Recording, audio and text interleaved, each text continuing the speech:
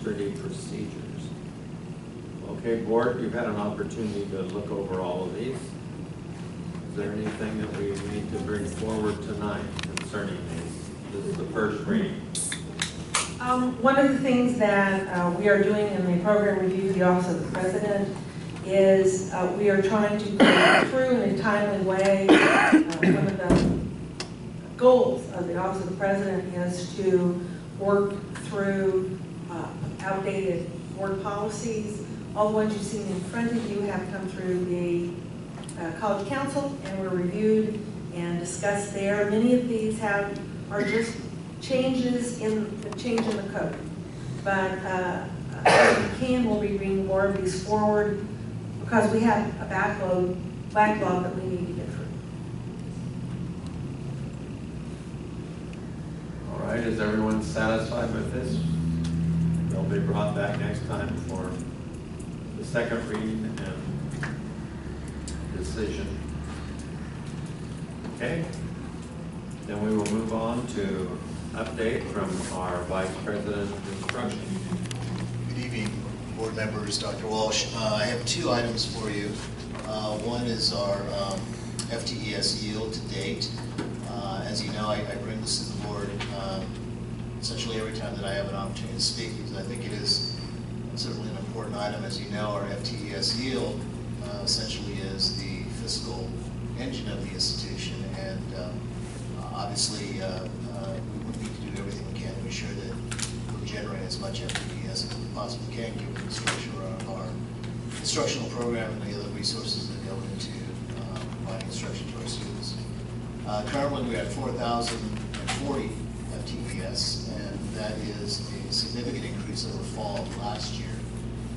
It also puts us on track to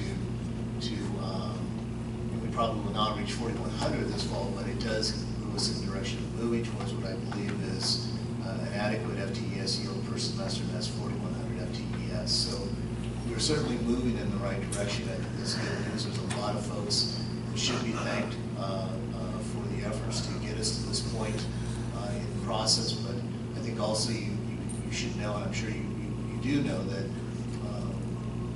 this figure also represents, it not only represents the work of the staff at the institution, but it represents the fact that we are serving more students than we did last fall.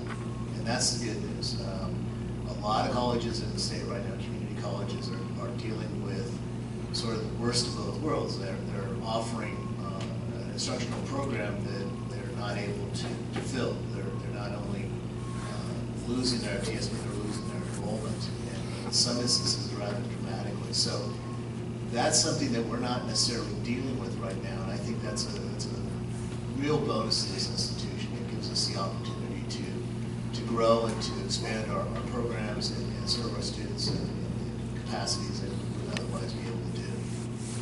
Our headcount is actually at 29,903. That's a duplicated headcount for the semester, but it gives you a sense of the number of students that we're currently serving. We still have a wait list, believe it or not, and our wait list is actually over 1,000 students at this point in the semester.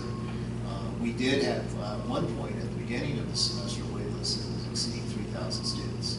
And again, that is a reflection of student demand. That's student interest, and clearly students are voting with their feet. They're coming to the institution. They're desiring to take classes from us, and that again is good news.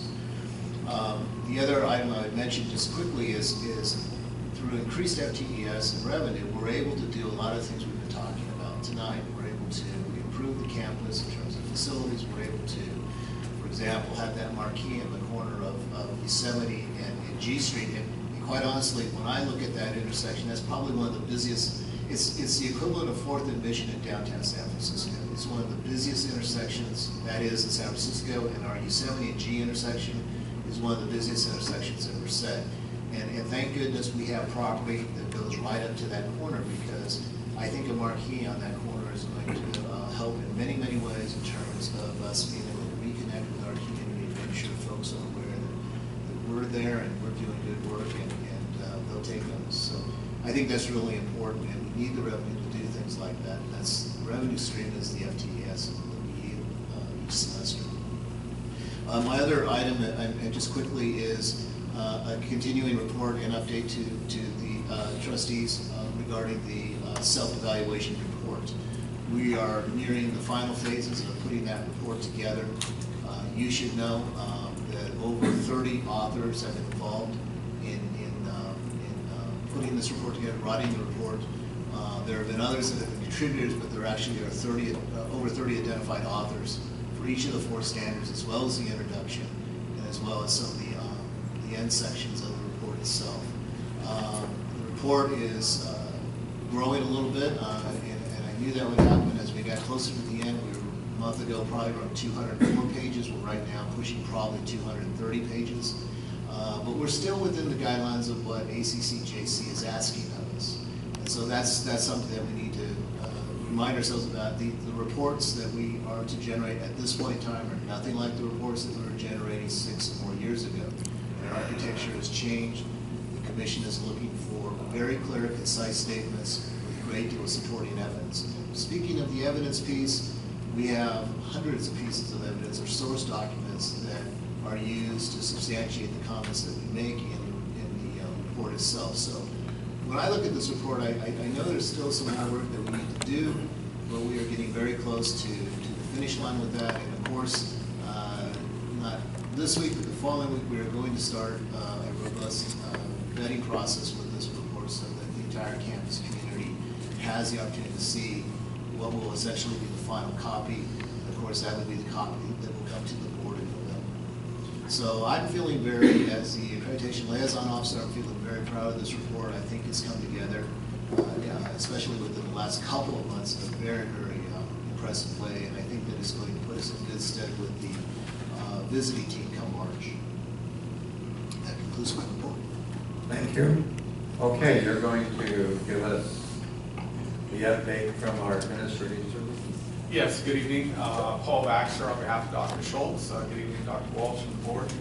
A couple of things you'd like me to report out on. Number one, for our community, hopefully all of you had the opportunity to review the email that was sent out last week to announce the district's participation in the Great Shakeout Earthquake Drill. This will be the 3rd year that we're participating. Again, we're participating at the simple level, whereas we're doing a lot of public relations, putting out information and flyers so people can read through and understand what it means to be prepared for earthquakes, and this information is being encouraged to be shared with their family members.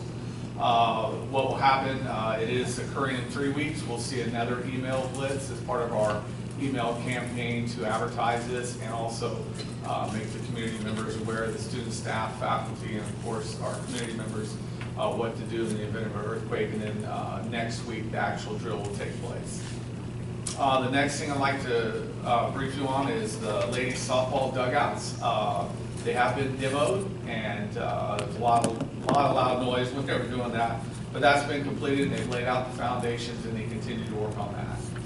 A couple items that we're working on in our maintenance planning committee is we're looking at parking. As we all know, parking is a problem here on campus. We talk about the main campus primarily, as we see here at Los Banos, solving it with the gravel and the stops, and now looking at some temporary lighting ideas are one things that we're looking at. But also on main campus, ways to look at either restriping or taking a look at, there was a traffic survey done many years ago, and we're trying to look at some of those things that were recommended and implemented so we can increase the opportunity for parking on main campus. Also, as we look at that, working with student services, we're looking at trying to develop a couple of covered bicycle parking areas. We're looking at a couple spots on campus that would facilitate the parking of the bicycles, and they would be covered, and that way we can get out of that monstrosity of bicycle racks we have all set up in the front there. One more item that Dr. Schultz wanted me to make sure I mentioned was the financial audit is currently underway. The auditors are with the fiscal services team, and they'll be here through next week. The results of that audit, the draft audit, will be presented to the audit committee in November. And then finally, just to reiterate, as Dr. Patelli or Chris Patelli pointed out earlier on the cafeteria, facilities is working with Taher, working on getting the tents set up, getting that furniture moved in a timely fashion to help support that whole effort for the contractors to make sure they get that done. But it's all hands on deck to make that a very successful activity. And that's all I have for Office of Administrative Services. Okay, we thank you for the report. And and we will have our student services report. Good evening. A couple things I want to highlight. First and foremost, we had, for our second year in a row, 120 administrators and high school counselors on our campus last Friday. We hosted them in the Learning Resource Center. We have drastically improved our relationship with the high schools, and I have to thank our outstanding team of student services practitioners and all of you. This started as a team effort that we all did as a tour a couple years ago, and we've seen the fruits of our effort. We're seeing a huge increase in the number of applications of students, and our high school partners are happy with the relationship they have with us. Also at the meeting, we had UC Merced and CSU Stanislaus. I've been meeting more with them and strengthening our partnership, because I agree, we need to consider them strategic partners, and they consider us the same. And we need to capitalize on that and continue to build our relationships in that regard. On that note, I met with the adult school again this morning with our team. We've been working closely with the adult school and how we can bridge those students. We've got almost 3,500 adults learning at the adult school, and we need to find ways we can better bridge those students over to Merced College. There's about 3,100 in the adult school, about 350 in their high school, and so they're all underneath that umbrella, and we need to find ways we can do that. So we're working with the principal there, Steve Hops, and we're going to have dedicated liaisons as a part of that campus doing outreach every month. We've got a counselor there now, so we should see several of those students coming to us. Proud of the work that Dr. Toss has done to get our first AB 288 classes on the ground, our guidance courses. And so we have one going on right now. We're about to start another one soon, so great job there. I'm going to tell you about the cafeteria project in just a moment. I'm going to end with that. Registration for the spring term, when do you think it starts? Tomorrow. It starts tomorrow already. We're beginning to enroll students for spring of 2017. So if you get a moment and you want to see student services in action in the next 4 weeks, 5 weeks, walk through the Lesher building. They would love to see you in there, and they'd also love to know that you think they're doing a good job. That's the same for this campus right here. We have some wonderful student services practitioners in Los Banos, and they'll be just as busy at these front windows. There are some new bills that are going to have an impact on the way we do services to students, and they're positive. We are required now to provide additional services to our homeless population, and we do have several hundred that fall into that category. And so one is providing showers, access to showers on our campus, and another is providing priority enrollment to them. So you'll see some changes in policy come your way, but perhaps at some point we can give you an update on some of those updated assembly bills that have come through and the governor has signed that will have impact on the way we operate here on our campus. And before I give you an update on the cafeteria, I'll just mention again that we have two very important task forces going on right now. One is 15 to Finish, which is a completion agenda with Complete College of America. We've got some great things going on right here at Merced College. We're at the head of the S-curve. I was invited last week to speak on a panel at the Central Valley Higher Education Consortium Legislative Summit about some of the things we're doing right here in our district that is leading edge, and so I'm excited about what we're doing there. Dr. Toss is leading the task force with recommendations coming to my office at the end of the semester, and then we'll begin to think about how we might implement such an initiative here at Merced College. And then Dr. McCandless is leading a task force on awarding credit for prior military experience, which is something that many of our veterans in this area have asked us to make as simple as possible for our veterans coming to Merced College. So I'll have more on that as well. And then if I could have Jasmine, will you help me with this board over here? And Dr. Ellison, will you pass this through? At the last meeting, you guys asked on what the cafeteria project looks like. So we've got a board that's going in the cafeteria tomorrow, and it's appropriate that Jasmine holds this up because this was a student government-led initiative. And so if you walk that around, you'll see a couple things there. You get to see the new outline of the cafeteria. You see the flooring, some of the new features that are going in. I think when I walk into Panera or Starbucks, it's going to look very similar. So this is going to be a great place for students to engage, hang out, spend time with fellow students. I think our faculty will spend more time in there. I know as management teams and others will spend more time in there with students, study sessions, having lunch, and just hanging out. So I think it's going to be a great environment. We're excited about it, and by mid-November, we'll have a brand new facelift on our cafeteria, and that's our report from Student Services. How does the seating compare, numbers of seats? The numbers are very comparable.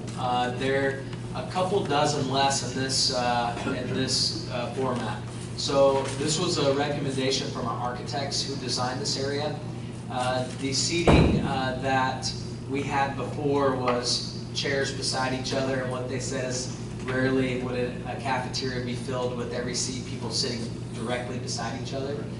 This one actually, usage-wise, they think that we'll have more students sitting in there because the seating is more conducive to larger crowds, if that makes sense. Now we do have space. If we feel like we need to add additional tables, we can have more seating in there. Yeah. Okay, thank you for that You bet. report. Thank you. I'm sure all the board members are looking forward to visiting this very fine redoing of our cafeteria. This is the first time, isn't it, that the cafeteria is being redone? Or did they do Yeah, it? to this extent, since it's been built, yeah. This is the second time. So, no, not the That's first, not the very second often time. in 53 years. Yes. That building that old? What? Is that building that old? Yep. Oh, wow. Okay, we will now